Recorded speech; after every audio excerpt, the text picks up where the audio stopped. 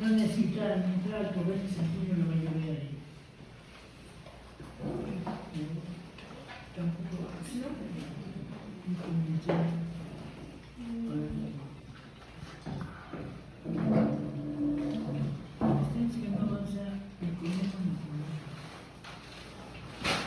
bueno, entonces, obviamente hay muchos factores que influyen en la distribución del fármaco. Y uno de ellos obviamente es el flujo sanguíneo regional. El flujo sanguíneo regional implica que en donde hay mayor riego sanguíneo va a llegar obviamente más cantidad de fármaco. La permeabilidad capilar, que es básicamente en cuando hay un sitio de inflamación o esto está aumentada, entonces eso permite que el fármaco llegue en mayor cantidad a los sitios en donde hay vasodilatación de aumento de la permeabilidad. El grado de unión del fármaco a proteínas plasmáticas, las características físico-químicas, aunque creo que aquí debería haber pasado otras diapositivas. Vamos a ver qué pasa. La permeabilidad capilar ya la comenté y el grado de unión del fármaco a proteínas plasmáticas. ¿Esto qué quiere decir? Que algunos fármacos se unen a proteínas plasmáticas. La principal proteína en la cual se unen los fármacos es la albúmina. Y la albúmina puede también tener sitios de receptores para hormonas, para aminoácidos, para esteroides, para otros ácidos grasos y sobre todo para otros fármacos. Entonces, generalmente los fármacos que utilizan ustedes no compiten mucho por las proteínas plasmáticas, pero podría ser un factor que influyera en la distribución del fármaco. Aunque todo esto ya está diseñado químicamente para que no se contrapongan los fármacos, y cuando lo hacen, trae una leyenda ahí, cada fármaco que dice alta fijación a proteínas plasmáticas. Entonces, si van a recetarlo con otro fármaco de alta fijación a proteínas plasmáticas, pues puede ser que su fármaco tarde más en actuar o tarde más en eliminarse, como vamos a ver. Entonces, aquí hay un fármaco unido a la proteína, que es la bolita verde, y los otros dos serían fármaco y un fármaco libre, ¿de acuerdo? Entonces, al llegar al capilar, obviamente, normalmente en el capilar se filtran pocas proteínas. Entonces, el fármaco que va a difundir es el que no está unido a las proteínas, ¿de acuerdo? Entonces, llega ese fármaco y va a llegar a un sitio que va a ser su sitio blanco o su órgano blanco, que será esta célula. Estas no son órganos blancos, o células blanco, para ser más preciso.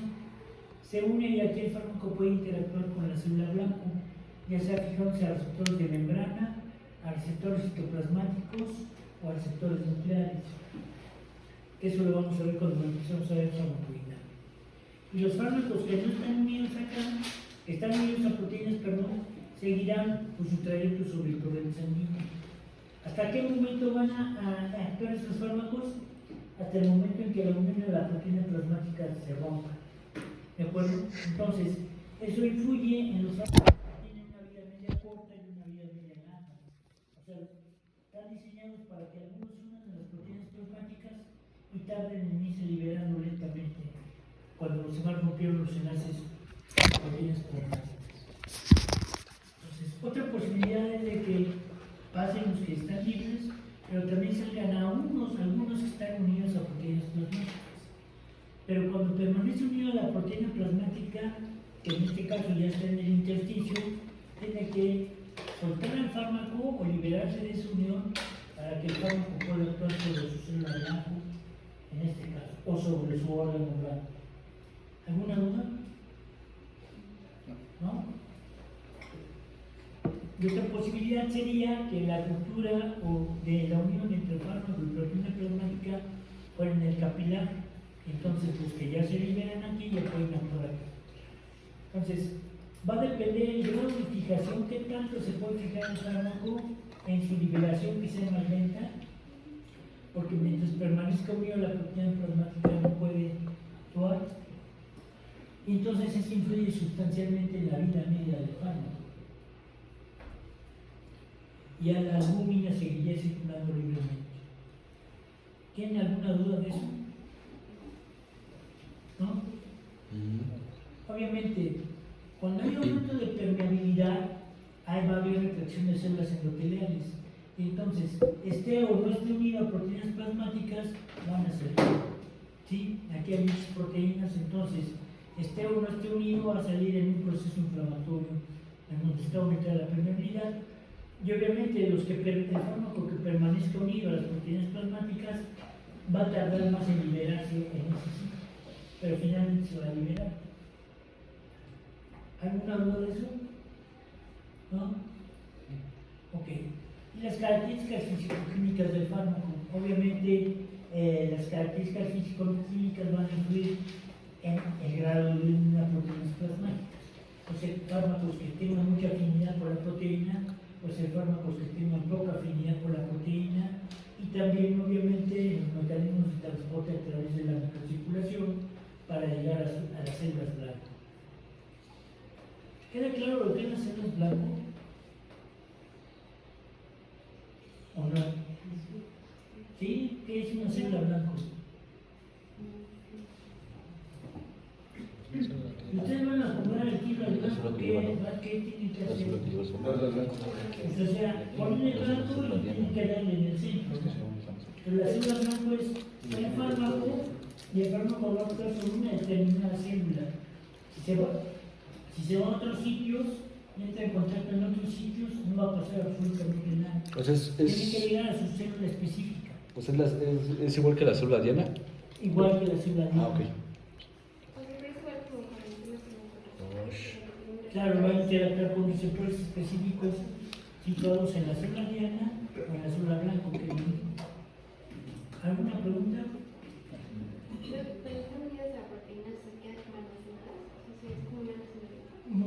No propiamente un almacenamiento, porque están circulando por todo el cuerpo, pero sí tardan más hasta que se liberen, va a actuar el fármaco. Si no se rompe ese no va a actuar sobre él. Y obviamente, todos los fármacos tengan el grado de identificación de proteína que tengan, tarde o temprano son liberados. En lo que va a influir es en el tiempo que va a durar el fármaco con algún efecto sobre las distintas células. Mientras se va soltando poco a poquito, entonces son fármacos que pueden durarse 12 horas. Si se suelta rápido o no se fija proteínas plasmáticas, pues va a actuar inmediatamente. Entonces, con eso acabamos de ver la distribución, la absorción y la distribución del fármaco, las características que influyan para que el fármaco se distribuya no adecuadamente a un determinado sitio. Ahora vamos a ver la biotransformación, que muchos libros ya dicen metabolismo.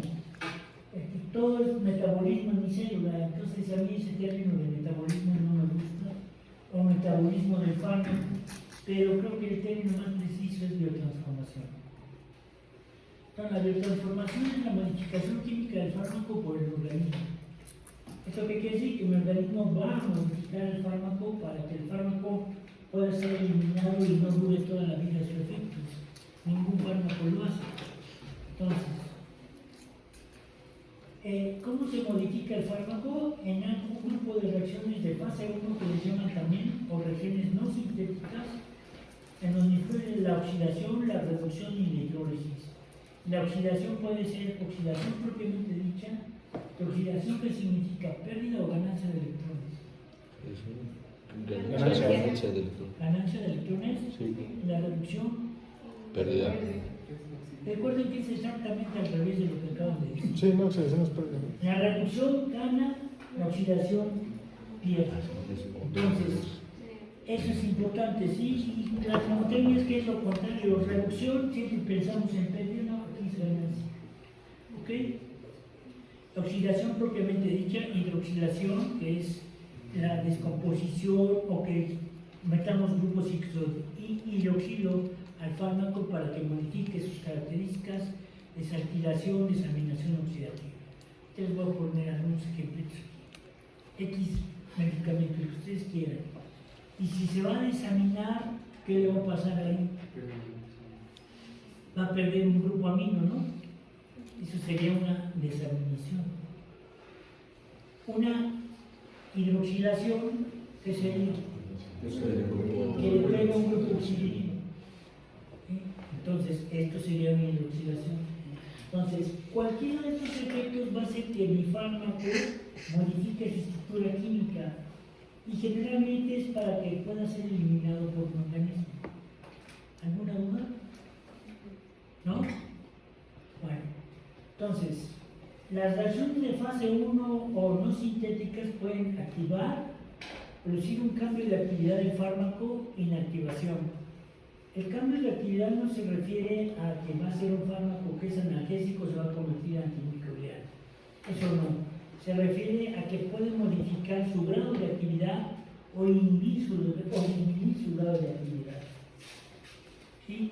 O sea, va a activar o inactivar en esencia y puede cambiar un fármaco que ha sido metabolizado, puede cambiar su actividad y tornarse en un fármaco tóxico también. Ese es el cambio de actividad. ¿Alguna pregunta? ¿No? Ok. En las reacciones sintéticas o reacciones de fase 2, que es la conjugación, esto implica que el fármaco se va a combinar con productos del organismo normales que ayudan a su eliminación, por ejemplo el ácido glucurónico. Entonces tendremos aquí este ácido benzoico puede ser usado como antimicótico y tiene otros usos, pero el ácido glucurónico es un producto que está siendo metabolizado en el organismo y que cuando detecta a fármacos o sustancias extrañas se une a ellos para permitir su eliminación o para inactivarlos. ¿Sí? Aquí ya se unió, entonces estos efectos generalmente causan inactivación. Cuando el fármaco se inactiva, entonces ya puede ser eliminado, como lo vamos a ver más adelante. ¿Alguna duda de esto? ¿No? Entonces la conjugación puede preceder a las reacciones sintéticas. O sea, primero se puede dar esto y luego de aquí volver a modificar su actividad del fármaco y estar jugando un ciclo.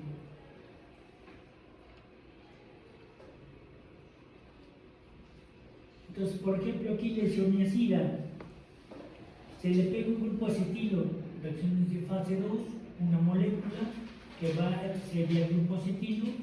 Esto hace que mi organismo lo hidrolice, entonces cambie su actividad y se torne en un fármaco, por ejemplo, hepatotóxico. ¿Sí? Estos productos que provienen de la hidrólisis del grupo de acetilo que tenemos aquí, entonces va a permitir que aquí cambió su actividad del fármaco para mal.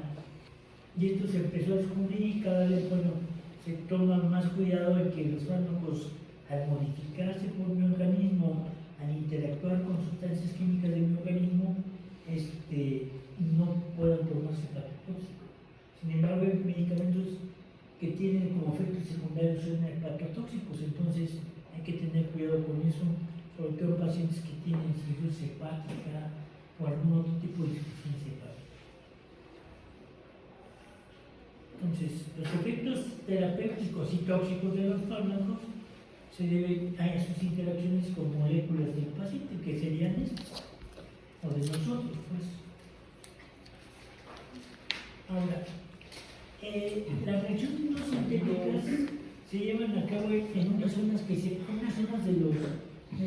retículo endoplasmático liso que se llaman microsomas, que son fragmentos del retículo endoplasmático liso, y se llaman, es la zona en donde se encuentran todas estas enzimas, se llama citocromo P450.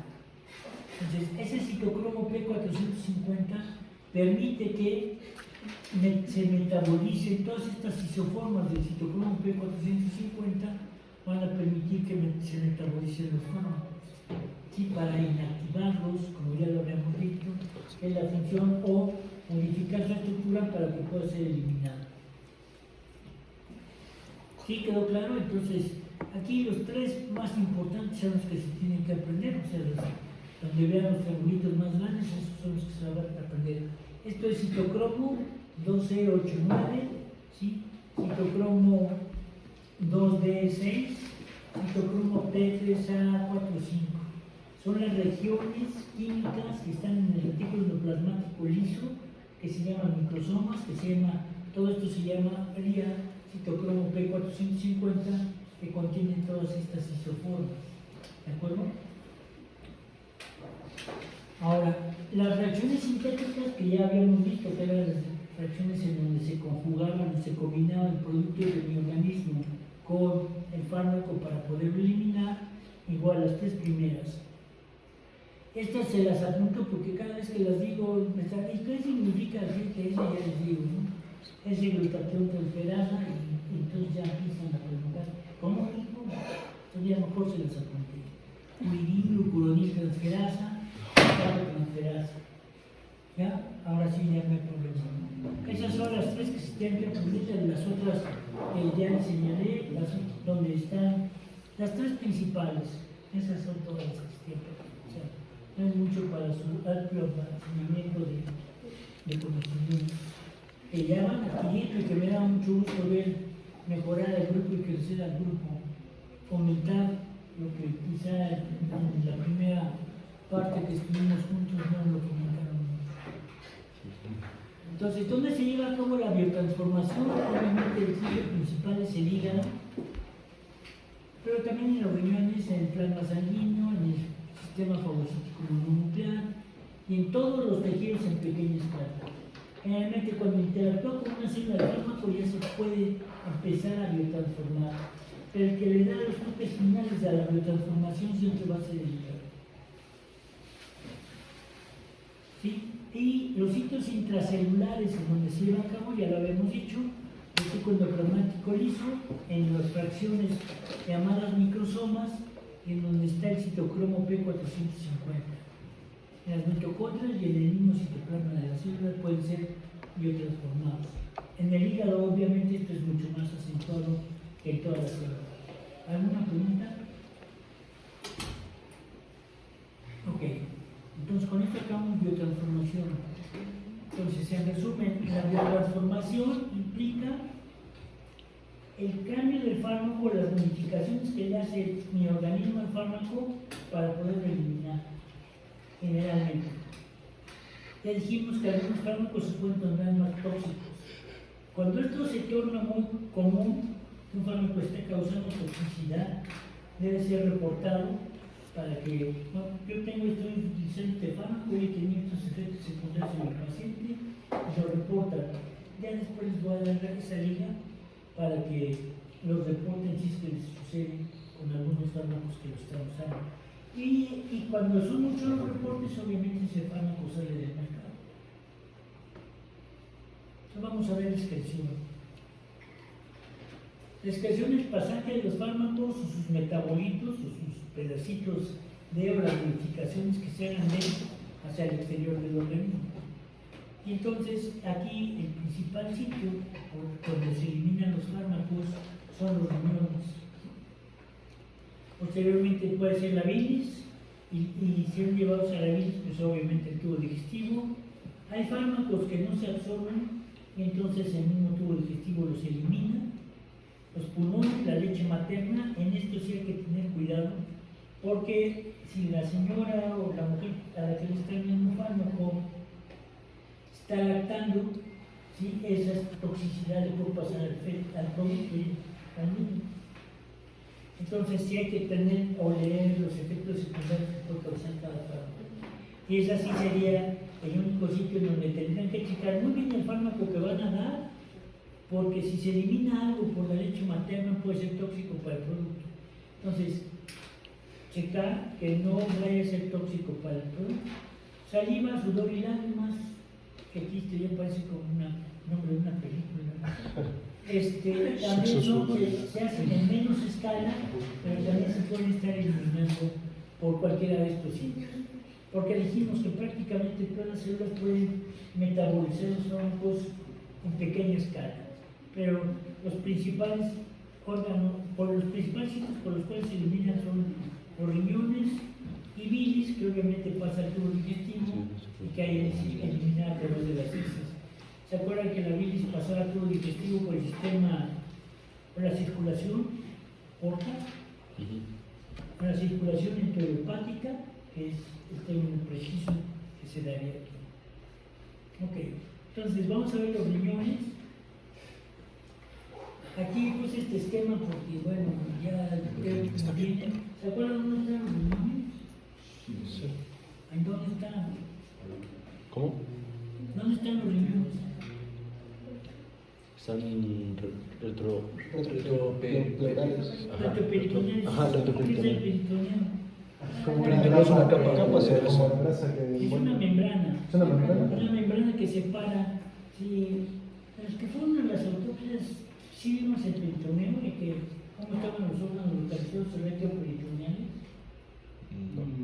Bueno, no entonces fui a están en el eso. abdomen, ¿ok? Están en el abdomen por si hay Cállate, Javi. en la parte posterior del abdomen, detrás del peritoneo. De esa membrana que está separando algunas partes de los órganos que están en el abdomen. Aquí están. Ahí tienen que identificar todo. Si preguntan y no saben, se van en una semana. No, pues no sabemos nada. Las sinónimas puras. No sabemos. Entonces, ¿ya identifican todo? No, ¿Qué les falta identificar? todo. ¿Todo? Todo. Bueno, a ver, voy. ¿Identifican los riñones? Sí. ¿Las suprarrenales? Sí. ¿El esófago? Sí. Estos son los pilares diafragmáticos y por ahí pasa el esófago y también por la parte posterior del diafragma pasaría la aorta. Entonces identifican la aorta, Sí. tronco celíaco, Tronco celíaco. que da origen a la... ¿A qué da origen el tronco celíaco, Alejandra? ¿No? Eso les había comentado. Da origen a la hepática, a la esplénica y a la gástrica. Tronco celíaco. Cuando vimos que llegaba por la arteria hepática el fármaco, si lo vimos y lo comenté ahí. Bueno, esta sería parte de las arterias que van a genitales, identifican la vena cava, Sí. por eso la vena cava, las arterias renales, Sí. los uréteres, Sí. pues ahí están más o menos. Entonces, ¿qué tipo de corte es este que voy a presentar ahorita? Lúcete. Está muy fácil. Coronal. Ay, ya te dijeron. Un corte frontal o coronal. El corte frontal o coronal divide al órgano estudiado en qué. ¿Cómo? ¿En qué divide el corte frontal o coronal a un órgano estudiado? Se divide a anterior y posterior. Anterior y posterior. O sea, aquí le quitamos la parte anterior al riñón. ¿Están de acuerdo? Y entonces aquí identifican corteza y médula renal. Sí. La sería la corteza, la médula renal, que también les llaman como pirámides renales. ¿Están de acuerdo? Sí. Esas pirámides renales desembocan a los cálices menores, luego a los cálices mayores y finalmente a la pelvis renal, que es donde va recolectándose toda la orina. La pelvis renal se comunica con los uréteres y los uréteres con la vejiga urinaria. ¿Alguna duda? Entonces vamos a ver parte de la corteza y de médula, una pirámide renal, que sería esta. La vamos a ver aquí.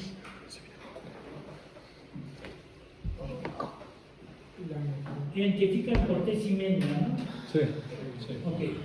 Entonces, ahí identifican arterias y venas. Sí. Sin problema. Sí. ¿De acuerdo? Entonces, la arteria renal, al entrar al parénquima renal, forma estas partes que se llaman como ¿Neuronas? esto nada más, glomérulo. Entonces, el glomérulo es una arteriola que tiene una porción aferente, se enreda con una madeja de estambre y tiene una porción referente que sale. ¿Sí? Es la misma madeja de estambre, hagan de cuenta, sí conceptualiza una madeja de estambre. Sí. Tiene dos polos, uno que sería la arteriola aferente y otro sería la arteriola eferente, o el inicio y el final. toda la madeja de estambre sería el glomérulo. O sea, es el mismo vaso sanguíneo, pero todo enredado sobre sí mismo. Que ahorita van a ver por qué hace esa función. Entonces, esos serían los glomérulos. Y obviamente los glomérulos se asocian o forman parte de la estructura básica del riñón o de la estructura anatomofuncional del riñón, que serían los uréteres, toda la nefrona. Y está aquí, vamos a acercarnos a un glomérulo. ¿Sí? Todo es el mismo vaso sanguíneo, la madeja de estambre aquí enrollada y el extremo colonizado. La arteriola aferente que llega por aquí la sangre, la arteriola eferente que sale por ahí la sangre. ¿Ningún problema? No. Entonces es el glomérulo. Entonces les decía, el glomérulo forma parte de la nefrona, que es la unidad anatomofuncional del riñón, y ahí identifican alguna nefrona completa. Sí. Identifican dos. Sí. Sí. Esta una, esta otra. Esas son las nefronas. Las nefronas son las unidades anatomofuncionales del riñón y obviamente están rodeando también allá el glomérulo, como podemos ver. Entonces, las nefronas, ¿qué sería esto entonces? ¿Cómo se llamaría? ¿Qué función creen que haga? Las nefronas, aquí se va a formar la orina y todo esto, desembocan en algo que se llama túbulo colector. Es esto. En esta otra también desemboca el mismo túbulo colector que esta. Y muchas otras desembocan al túbulo colector. Aquí se alcanzan a ver 1, 2, 3, 4, 5, ahí más o menos. Obviamente son mucho más. Entonces, ¿quedó claro? ¿Dónde desemboca la nefrona? En el túbulo colector. Y el túbulo colector, si ven aquí hay hoyitos también. Estos hoyitos son otros túbulos colectores que desembocan aquí. Entonces, la orina se filtra aquí, viaja aquí, se forma aquí, y después viaja al túbulo colector, y la gotita de orina cae por aquí hacia los cálices menores. ¿Sí van bien? Bueno, entonces, a ver acá, ahí están las que están, todos esos serían la parte final de una nefrona, ¿sí? Que aquí no están representadas, porque si no se marean mucho y sería difícil valorar. Pero cada glomérulo da origen a una nefrona. O sea, habría muchísimas nefronas que están desembocando a distintos túbulos colectores. Como aquí parece, si hay varios hoyitos que corresponden al túbulo colector respectivo. ¿Alguna duda? No. Entonces, ¿identifican el túbulo colector? Sí. ¿Cuántas nefronas están desembocando en ese túbulo colector? ¿Dos? 11. 11. Ah, 2. ¿Sí saben contar de 1 a 20? ¿Cuántas son? 12. 12. Aquí sería 1, 2 que no está representada, 3 que no está representada, 4, 5 y 6 que tampoco están representadas, las 7, 8, 9, 10, 11 y 12. Entonces, 12 nefronas en este esquemita simplista están desembocando al túbulo colector, que va a caer, vean aquí se ven más hoyitos. ¿De dónde son estos hoyitos? De otros túbulos colectores. Entonces la orina se puso aquí, y aquí empieza a gotear hacia la pelvis del mar. ¿Alguna duda? ¿No es anatomía fácil? ¿O quién no ha entendido? Bueno, que ya estoy. Entonces, esto, ¿cómo se llamaría? Está rodeando el glomérulo. Identifica la arteriola aferente y eferente, ¿no? Sí. Y el glomérulo. Entonces, algo que rodea el glomérulo, ¿cómo se llama? Se llama cápsula de Bowman. Y junto con el glomérulo forman algo que se llama corpúsculo de Malpighi. ¿Sí? Entonces, este sería un corpúsculo de Malpighi. Cápsula de Bowman y glomérulo. Luego, este sería el túbulo contorneado proximal. Proximal porque está cerca del glomérulo. Luego vendría el asa de Henle, con porción delgada y porción gruesa. el túbulo contorneado distal. Distal porque está más lejos del glomérulo. Y proximal, hasta de porción delgada y gruesa, y túbulo contorneado distal. Y el túbulo contorneado distal se comunica con el túbulo colector. Ahí hay otra cosa, ya la identificaron, otro color, ¿se conocen los colores? Ahí hay otro color que no son los, hay otro color que no he mencionado. Sí. Un color verde, un color naranja, cafecito, lo que ver, un color azul, un color morado y hay otro color más, ¿cuál es? ¿Negro? El negro. El negro corresponde a qué? Es el aparato glomerular. Sí, que juega un papel importante en la regulación de la presión arterial. ¿Hasta ahí tienen alguna duda? ¿No? No. Vamos a ver acá. ¿Identifican órgano? Bueno, aquí parece que luego ya me da miedo. No, pero ya es mejorado, ahorita ya sé que identifican órgano. Entonces, el riñón, arteria, vena y uréter. Sí, parte de quizá un poquito de pelvis. Entonces, hay que recordar que el riñón siempre tiene una cápsula, que si la desprendíamos se vería así, ¿de acuerdo? Esa es la cápsula renal, que está rodeando a todo el riñón. Ahora vamos a hacer un corte transversal y frontal o coronal del riñón, quitamos los dos sanguíneos y lo hacemos así. Este es un corte transversal, este es un corte frontal y este es como un sacabocado, ¿no? Como que está cortado así entre oblicuo y transversal, en fin. Entonces, hay que identificar corteza, médula constituida por las pirámides renales, cálices menores, cálices mayores y pelvis renal. Grasa perirenal, grasa que está a nivel del hilo renal, donde está rodeando a la pelvis. ¿Hasta ahí tienen dudas? No. ¿No lo identificaron? Sí. Ok. Entonces, está aquí esto. Las gotitas que habíamos dicho que caían a los cálices menores, luego a los cálices mayores, y luego a la pelvis renal y de ahí a la vejiga urinaria. ¿Están bien? Ok, aquí vamos a acercarnos a dos nefronas de mi pirámide renal junto con su corteza. Está otra vez. Y entonces aquí está goteando. ¿Se acuerdan que aquí había ojitos, no? Sí. Entonces vamos a hacerlo grande. Ahí está. Te lo agasajas, ahorita no hagan nada.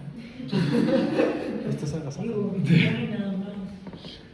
Ok, entonces, ¿aquí hay algún problema? Todo lo identifican, túbulo colector, aparato glomerular, cápsula de Bowman, rodeando un glomérulo que se llama corpúsculo de Malpighi, túbulo contorneado proximal, túbulo contorneado distal, y entonces aquí las gotitas estas van a caer a los cálices menores, ¿de acuerdo? Vamos a ver el glomérulo, vamos a acercarnos al corpúsculo de Malpighi, el glomérulo junto a la cápsula de Bowman. ¿Esto qué sería? El glomérulo. El glomérulo, ahí no sale la cápsula de Bowman. Si vemos la cápsula de Bowman cortada, la veríamos así. En realidad faltaría la porción anterior para que estuviera el glomérulo dentro de la cápsula de Bowman. ¿Identifican la arteriola aferente? ¿Cuál es la de arriba o la de abajo? La de abajo. No, la de arriba. Niños, con pregunta levanten la mano. ¿Cuál fue la aferente? Por supuesto que no es la de abajo. Aferente. Aferente. Vean la letra A, que es que llega. Eferente sale. Esos memotecnos. Entonces, esta sería la arteriola aferente. Aquí pasaría la sangre. Y aquí se formaría el filtrado glomerular, que ahorita lo vamos a ver. Esta sería la cápsula de Bowman. Entonces, si este saliera, saldría hacia la cápsula de Bowman. ¿De acuerdo? El puntito rojo. Aquí va filtrándose y de repente se sale a la cápsula de Bowman. Ok. En la misma cápsula de Bowman, aferente, ¿cuál es? ¿Diferente cuál es? Ok. Aferente la de la izquierda. ¿Hasta ahí no tienen duda? No. Bueno, entonces, simplemente, ¿qué le hicimos aquí? Girar. Lo volteamos, lo pusimos vertical, ¿no? Entonces, aquí lo vamos a hacer chiquito.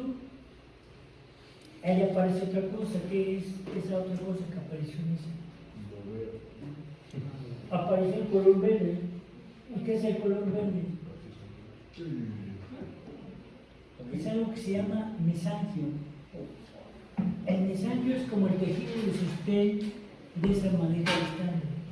Es como si, pues, imagínense una madeja de estambre no muy así exagerada de tamaño razonable, que le pusieran plastilina derretida o cera derretida.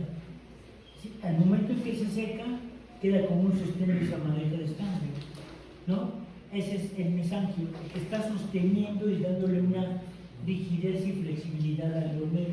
¿Mesangio? Mesangio. Y ahorita lo vamos a analizar y que hay, por ejemplo, los pacientes diabéticos, el mesangio se altera, empieza a proliferar y causa los problemas con el glomérulo, y los pacientes diabéticos por eso que tienen insuficiencia renal a veces. ¿Hasta aquí ninguna duda? Bueno, entonces vamos a hacer dos cortes transversales, así, y vamos a sacar esta rebanada del glomérulo. ¿De acuerdo? Sí. La sacamos y la hacemos grande. Ahí está. Es este mismo pedazo. ¿Alguna duda? Más este lo cortamos y sacamos una rebanada de todo el glomérulo, junto con la cápsula del Bowman. Entonces, ahí podrían identificar todas las estructuras que hay. Sí. Por lo menos pueden identificar 3, 4 estructuras, por lo menos. ¿Y Sí. saben los nombres de cada una? Sí. El mesangio lo identifica, Sí. no hay problema. El endotelio, Sí. ¿qué tipo de endotelio es? Las células epiteliales de la cápsula de Bowman, color, los azules, ¿cómo se llamarían? La célula azul. Ese es el- Las cosas estas son los núcleos, ¿ok? Y lo que tiene que hacerlo es el citoplasma. Entonces, ¿lo azul cómo se llamaría? La célula. Se llama podocito. Podocito, y el podocito tiene como pequeñas patitas, ¿sí? Estos pueden venir de los podocitos, estas son las patitas, estamos viendo acá. Eso se llama pericelios. ¿Ok? ¿Alguna duda? ¿Y esto qué sería? Un eritrocito, entonces quiere decir que la sangre viene por aquí, ¿de acuerdo? Entonces vamos a desglosar. ¿Qué es eso? La cápsula de La Bowman. cápsula de Bowman. Eso, El endotelio el mesangio. glomérulo es un pedazo de todas estas y por eso se ven así como si fueran varios pedacitos, porque las corté aquí. Se viene el pesadito de este, el pesadito de este. La mitad de este, la mitad de este, una cuarta parte, un fragmento de ese endotelio, que es un endotelio fenestrado, y que habíamos dicho que empieza a formar como las funciones de una coladera, más o menos. ¿Sí? Entonces, ¿esto qué sería? ¿Cuál? Todos los epitelios descansan sobre qué? Por supuesto que no. ¿Cómo se llamaría eso? Membrana basal. Todos, eso lo vimos cuando vimos capilares. Los capilares tenían una membrana basal nada más, sea un epitelio plano simple. Aquí es plano simple con fenestras, ¿no? Con hoyitos. Entonces vean cómo ya empieza a formar como un filtro para las sustancias que están dentro del torrente sanguíneo. ¿Esto qué sería? El Mesangio. mesangio sin células, y aquí están ya las células mesangianas. ¿Alguna duda? Células mesangianas. Mesangio. ¿Ninguna duda? ¿Esto qué sería? El podocito. El podocito y cada uno de estos que sería pedicelios. Entonces todo eso, vean cómo forma un filtro para que lo que va aquí dentro del torrente sanguíneo se filtre y llega a la cápsula de Bowman. Pero hay pedicilios y pedicelios, ¿verdad? ¿Cómo era? Pedicelos Ah, y se llaman podocitos. Las células se llaman podocitos ajá. y los podocitos tienen pedicelos, Ah, ok. que son prolongaciones citoplasmáticas. ¿Ya? Ya. Ok. Entonces, hay que identificar cuántos podocitos se identificarían en este corte. ¿Identifican el núcleo de la célula endotelial? Sí. Sí. ¿Sí? Bueno, ¿identifican el núcleo de un podocito? Sí. Ok. ¿Cuántos podocitos piensan que puede haber en ese esquemita? ¿Identifican la membrana basal, obviamente? Sí. Ok. Entonces, ¿como cuántos le echan ahí? 2. ¿Dos? ¿Otra? ¿Alguien más? ¿Y el otro número? No, 3. Unos tres. 3. Y fíjense cómo los podocitos, los pedicelios de cada podocito podría ser uno este es otro, y quizá el que viene aquí sería el tercero. Entonces, vean cómo los pedicelios se interdigitan. Interdigitación sería que están así, ¿de acuerdo? Eso significaría, se están como encimando o uniéndose. Sí, esto sería una interdigitación. ¿Hay queda claro?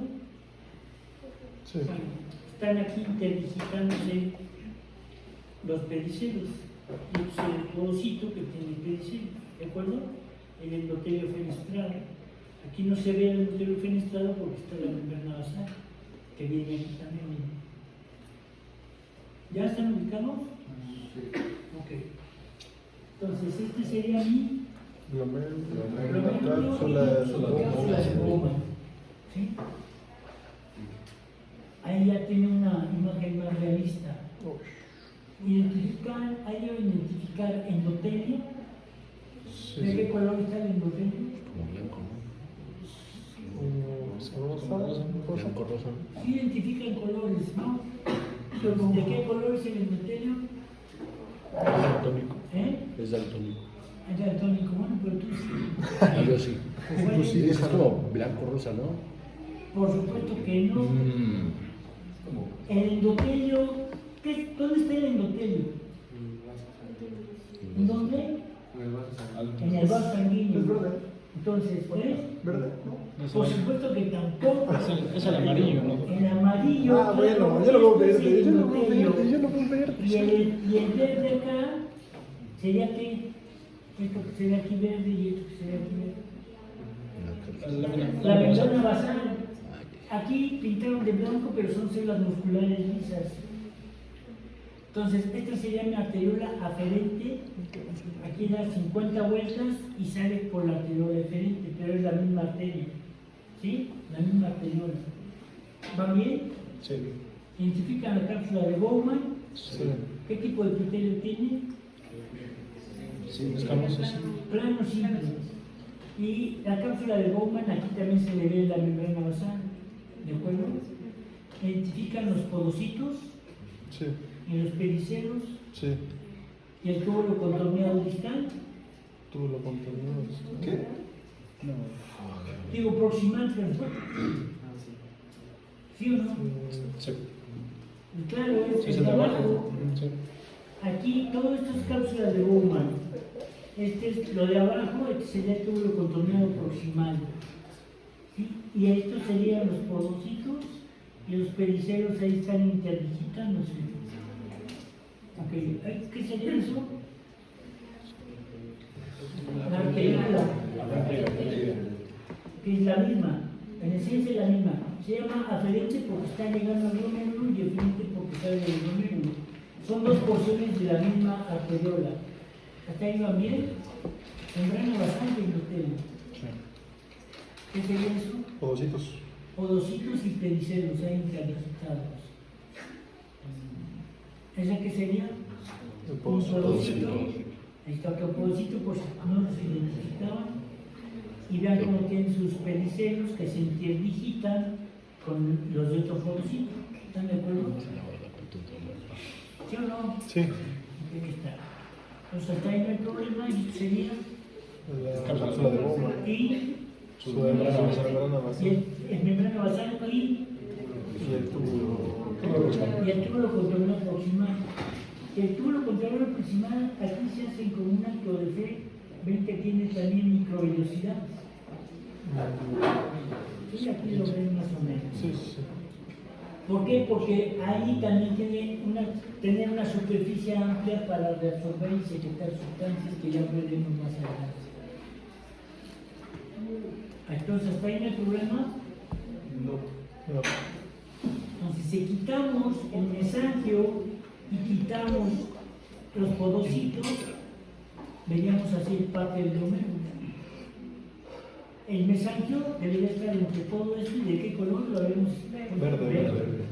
Entonces debería estar aquí el mesangio, pero quitamos el mesangio y quitamos los podocitos y aquí estaría el glomérulo dando todas las cosas que he comentado. ¿Alguna duda?